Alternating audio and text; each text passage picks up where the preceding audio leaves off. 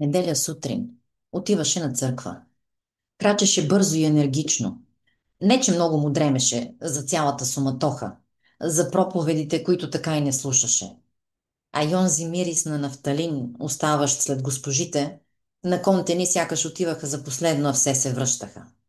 Не. От един месец жена му го мъкнеше всяка неделя сутрин на църква. Да се впише ли в средата на новата махала? Среда на скучни пенсионери, които меряха улиците от зори до обяд, обсъждаха нивото на кръвното си, следобедните сбирки на чай и ставащото за чуждите огради. Той и съпругата му не бяха много по-далеч.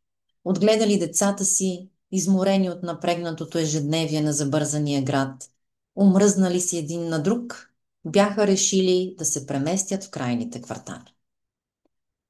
Къщата разполагаше с кабинет, огромна библиотека и широк двор.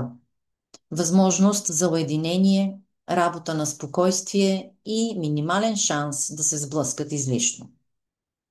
Още малко и щеше да спре да ходи на църква. Още малко.